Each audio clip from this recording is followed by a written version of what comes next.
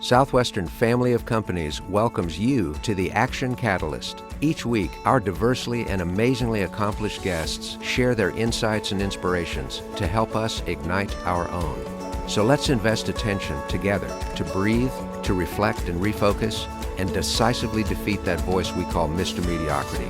Then let's enjoy moving forward to make a positive difference in our world. Privileged to be your host, this is Dan Moore.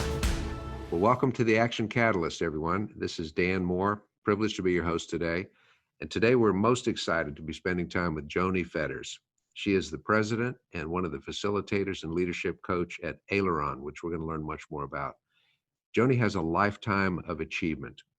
She is one of the top business leaders in her part of the world, was honored, in fact, as one of the members of the 40 under 40, has a bachelor's degree from the Miami University, the one in Ohio, that's most important we remember, and also has an MBA from Xavier University. She's a past business owner. She understands the risks, the rewards, the challenges that ownership and professional management bring.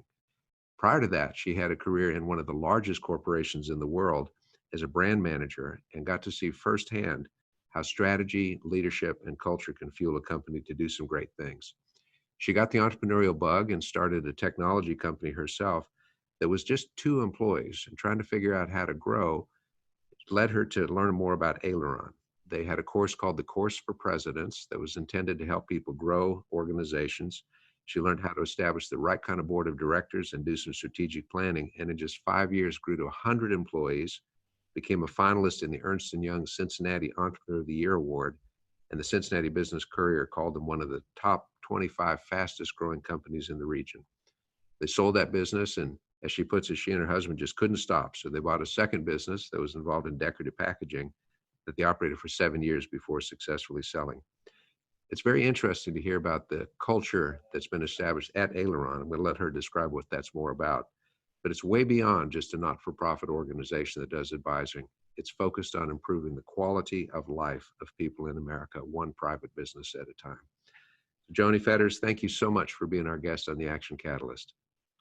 It's great to have the opportunity to chat. Yes, absolutely right. Before we talk a little bit about how you ended up with Aileron in a leadership role, can you describe a bit more about what Aileron actually does? Absolutely. So I don't know if anybody knows what an aileron is, but it's actually a part of an airplane wing. And it helps the plane bank to the left, to the right, and somewhat with lift. And Aileron, the organization we work with, is a nonprofit that was started out about 20 years ago. And it was realizing that our country was founded on many core principles and great things that got us to where we are today. And one of those is a strong entrepreneurial base of small privately held businesses that provide jobs and creativity and so many different things. But the difficulty of moving from a startup to $1 million in sales, and then $1 million in sales where you last 5 years, and $1 million to $3 million, and $3 million to 7 and 10 and so forth, is kind of a difficult path. You have to continue to break processes, and then you have to rebuild new ways. And so we were founded out of the spirit of how do we support that more in the second stage of business. So there's some support for startups, and then there's a lot of great consulting and support services for very large companies. But that organization's going from 1 to 2 to 3 to 5 to 10 million. It takes a shift in mindset. A lot of times people have started in their business as the doer. I'm the accountant, and I start doing people's accounting taxes, and then before I know it, I'm doing multiple, and I hire a few people. And so there's just this transition, and really that's what Aileron is about, is how do we support that growth and that energy that people have, because scaling a business is different than starting a business. And so that's really kind of what we do, is we support that process. Mm-hmm. I've heard you say that less than 0.5% of all businesses ever get over the 10 million mark. Yeah. Isn't that a crazy? I mean, think about that. Yes. This is millions of businesses and so few that actually get to that point. Yeah. And we talk like the large businesses are just, all over the place. It's just astounding. Truly, truly is. Well, I'd love to get a bit more background. I know you worked in IAMS, which is, of course, very powerful company oriented around great food for pets. You're a pet owner yourself. Well, what was the shift like going from big corporate to being an entrepreneur and starting your own firm? Oh, it was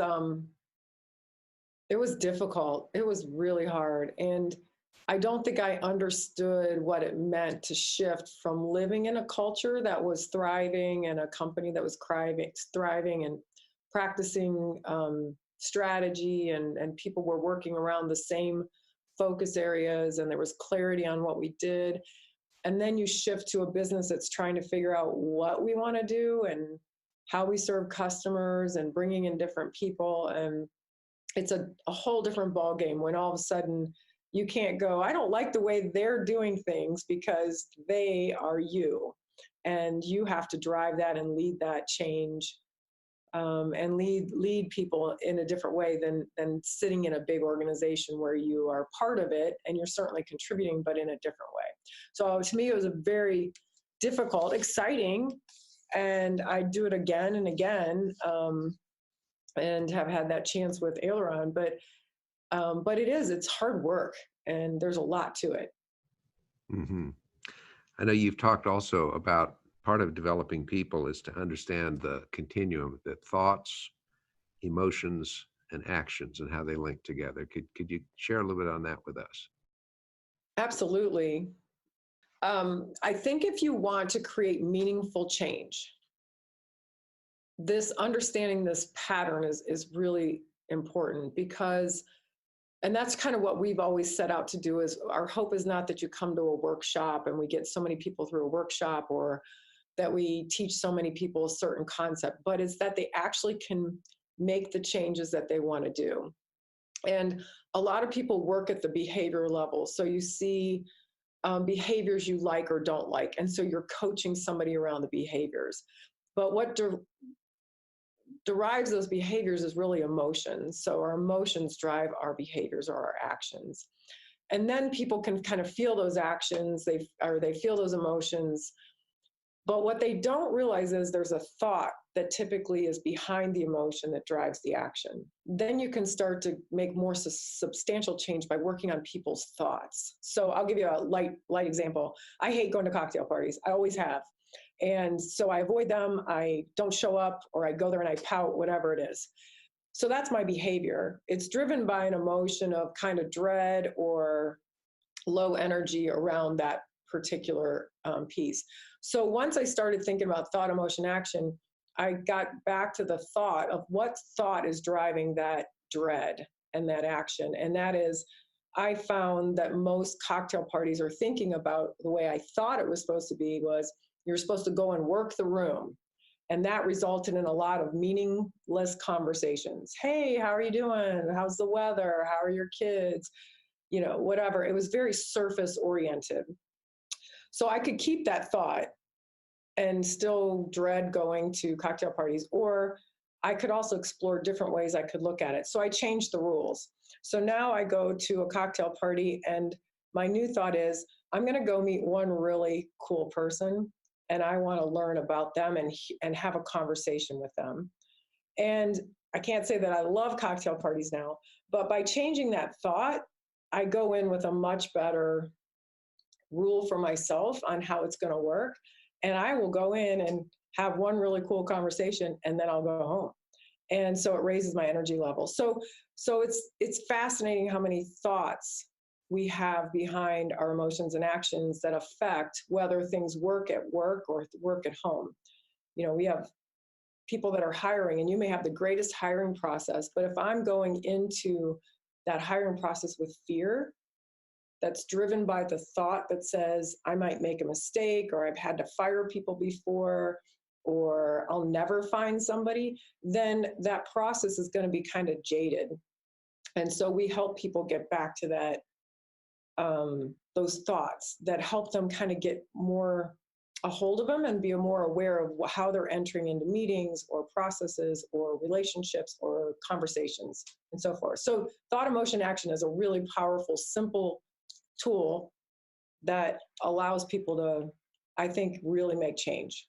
I think that's absolutely brilliant. I know when I first started in sales a million years ago, I read a little pamphlet that said, if you're worried about somebody's production, the less you talk about their production and the more you talk about their purpose, the faster their production will come up. Beautiful. So it's exactly what you're saying. The behavioralism is what we all focus on because that's obvious, that's in front of us. But there's always a motive that underlies every action. And if we can work on the motive and get that to be healthier, then the actions are self-sustaining. Absolutely. I love it. And the other thing that I find fascinating, 99.9% of the people come to work wanting to do a good job. Now that sounds kind of like no kidding, but that's not usually how it plays out when we see behavior that we don't like. We think people are doing it on purpose, or they're just not trying hard enough, or they're lazy.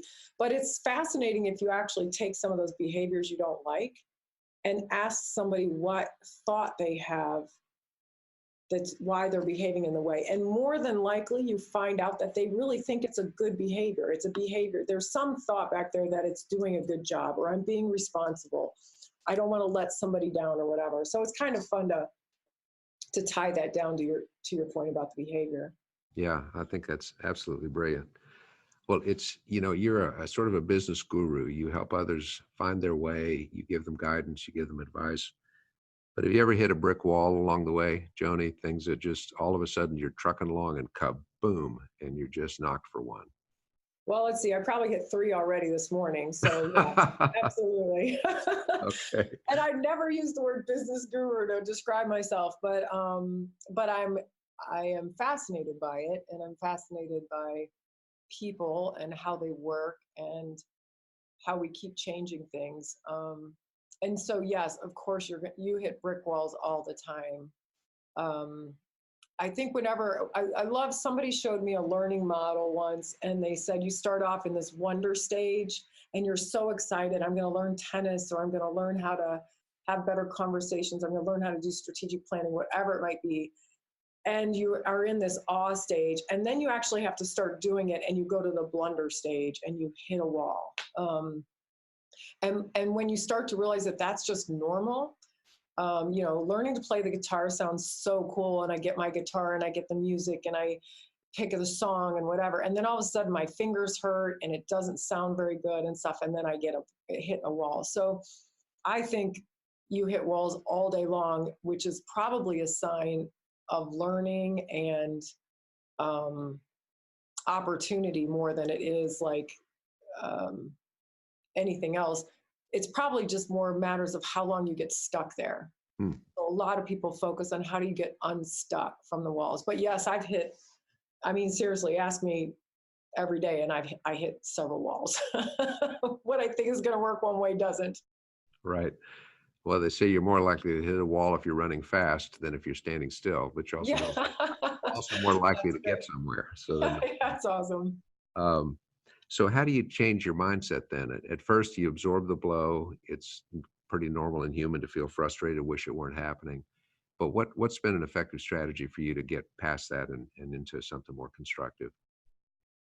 I think a lot of times it's suspending judgment. So, we make judgments that it's bad that we're stuck, or that didn't work out, or we didn't get that customer. And sometimes it is. So acknowledge that.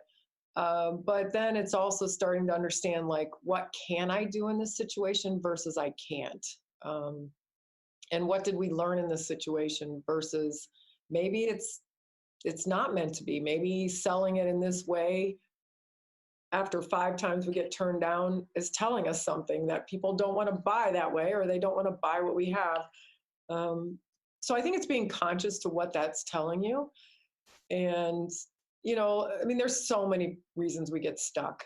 Whether you get in your own brain, our brains are bad neighborhoods when we're there by ourselves. Mm. And we can just talk ourselves into a frenzy and make things really, really bad. So a lot of times when you get stuck, some of the benefit might just be even having a conversation with somebody, even if they don't have the greatest advice.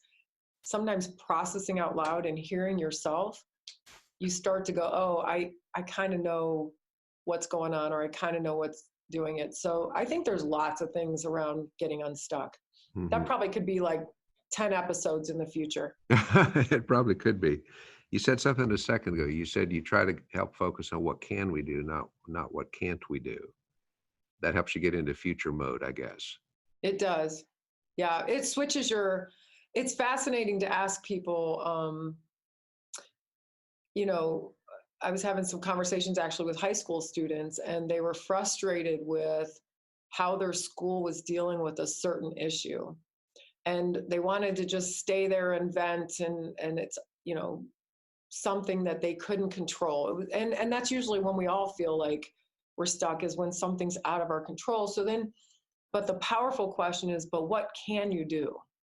So you may not be able to change the school's stance on it, but there was things that they could do themselves that could actually move them forward. And then all of a sudden you start to see people realize there are something that they can actually put in action that makes them feel better or starts to move the ball. Hmm.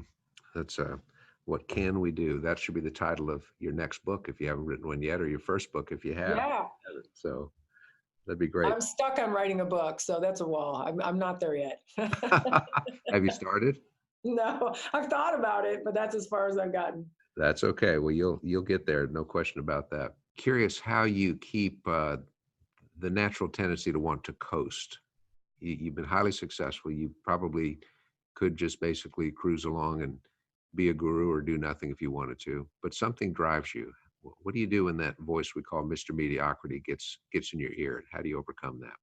Yeah, I love your question. I think when you first sent it over, I thought, gosh, that's a pretty powerful question. And I'm not sure, I don't know if I know the answer to that. I feel like the world is going so fast these days that I'm not sure you have a choice in many places to stay average or status quo or mediocrity. And I think the statistic that I heard was that the world has changed faster in the last 30 years than it has 300 before that, the 300 years before that, and it's going to get faster.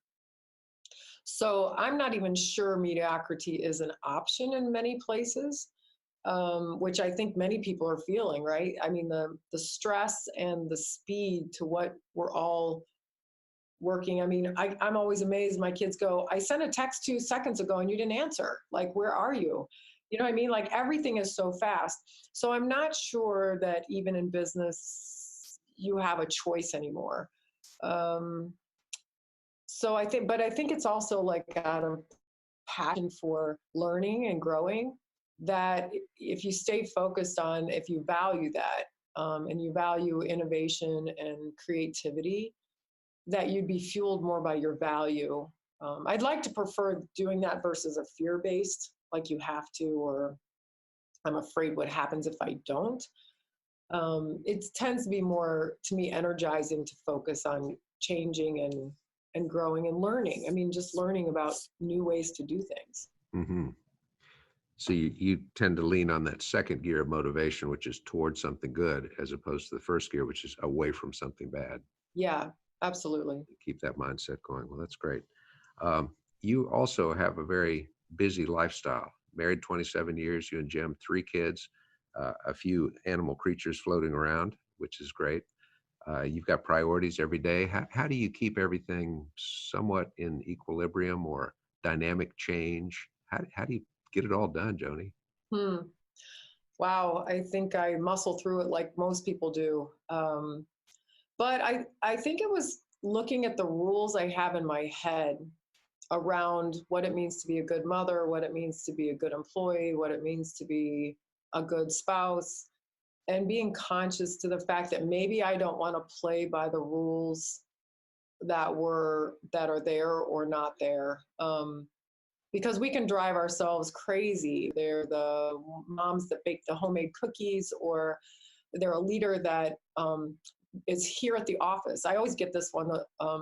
A good leader is someone who's there from 7:30 or 7 o'clock in the morning till 6 o'clock at night. So if I have that rule, I'm there. Now that means that I'm not somewhere else. Like if I feel like also my family's important and I want to get to the kids' play or whatever it is. So I think it's challenging those rules that I've done over time to see if they make sense and they work for us. So I actually live in Cincinnati. I work an hour from where I work, and I could easily have a rule that I have to be here Monday through Friday at 7:30 to 6, but I'm not playing by that rule. It doesn't allow me to be present certain times at home, or it spends 2 hours in a car. That's not healthy for me from a physical perspective. So it's challenging those rules and making sure that I'm clear on what makes sense for our family, for myself, for the organization, than it is living by maybe what perceived rules are or what other people want your rules to be, maybe. Hmm. Hmm. Well, it's more about being results and productivity based as opposed to time based, Absolutely. seems to Yeah. me. I'm not kidding, but when I was young, um, I had a boss that would stand there every day, and I would walk out at 5 because I had a young child, and he would sit there and tap his watch to remind me that I was leaving before anybody else. And now everybody else would take 2-hour lunches, and they would read the newspaper from 5 to 7. So they had the FaceTime there. And I thought, I'm not playing by that game. Like, I have a young child. I want to get home and visit and hang out and whatever. And once they go to bed, I will get on my computer and work away. And that's what I would do. Um, so it absolutely is more about that. And you feel that much more now in the marketplace. I think a lot of people are getting there too, where there's not this need to be so time based, and you can't check in.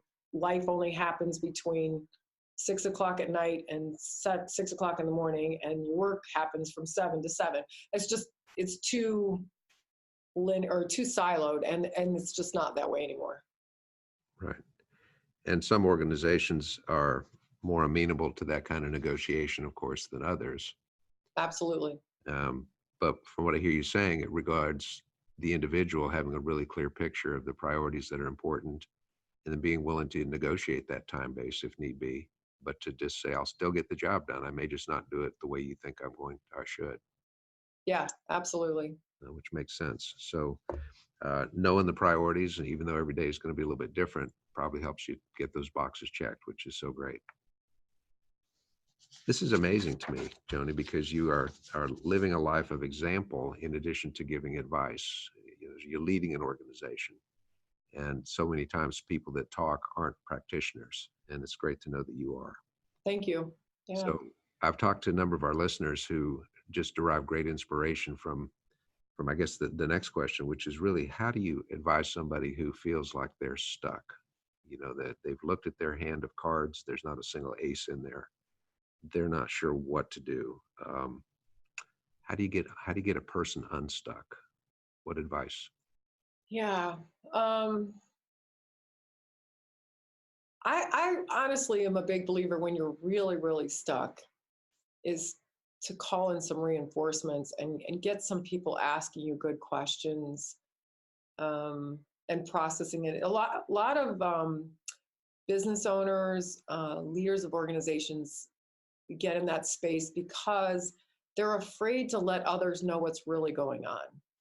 So if I'm going to have a hard time making payroll, I got to carry that burden myself, because the last thing I probably want to do is walk up and down the halls and go, keep working hard because I'm not sure I can pay you on Friday.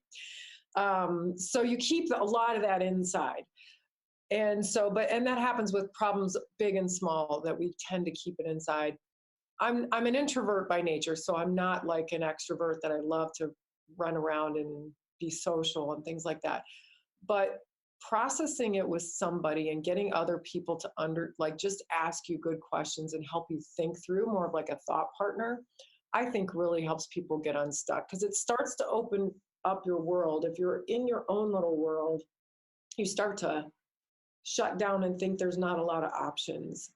If you start to explore with other people, you start to realize they maybe have been there before or similar situations. We had this woman who was trying to decide if she wanted to move or not, and she was really stuck. And a couple peers started talking to her and started asking her how might she experiment with the idea rather than make the decision. So it feels pretty permanent to sell your old house, move to this other country. But how could she experiment with that situation to give her more information? Because she didn't have enough information to know whether she'd like it or not. So she was stuck in this cycle. And it was fascinating to see her energy shift, because all of a sudden she started saying, well, I could rent my house out for a year and go try it. And that way, if it didn't work out, I could go back. She would have never thought that unless she had had a chance to sit down with somebody else. I feel like that's one good way to get unstuck. But you can get that through listening to podcasts like yourselves, or reading, or the other trick I love is looking at irrelevant situations parallel.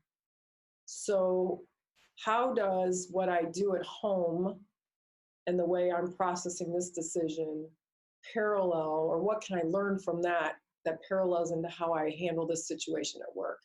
And sometimes that helps you get a little bit out of the details of the stuff and into more of the patterns, or what is the real issue that I'm trying to solve for. It's about perspective, isn't it? That's so tremendously helpful. Now, you said something a minute ago that's kind of a bombshell. You've been a successful entrepreneur, you're a business leader, you're a professional. Did you say you're an introvert? Is that even possible? Yeah, I am. Well, as one to the other, partner. Good, thank you, yes. I could dig it. Are you familiar with the book called Quiet by Susan Cain? No, but I'll read it now. The subtitle is called The Power of Introverts in a World That Can't Stop Talking. Okay, And that's when I realized about 2 years ago that I'm clinically an introvert, even though the world would not believe it. We can put it on when we need to, right? Absolutely. But no, boy, it's wearing. It's tiring. But it's about mindset, how you approach that cocktail party, how you set the right goals, how you think about it, and how key that is. Well, that is absolutely awesome. And Joni, thank you so much for not only what you shared with us today, but the way you live your life, the people that you influence every day. You give hope to people that need hope. You give them a path, and then they can get unstuck. And we appreciate what you do and how you do it. Great. Thank you, Dan. Thanks for having us. You bet. So on behalf of Action Catalyst, we're saying goodbye for now. Thanks, Joni. If you enjoyed this podcast, please make sure to subscribe. To stay updated on everything that the Action Catalyst is up to, make sure to follow us on Facebook and Instagram at Action Catalyst, and Twitter at Catalyst_Action. Thanks for listening.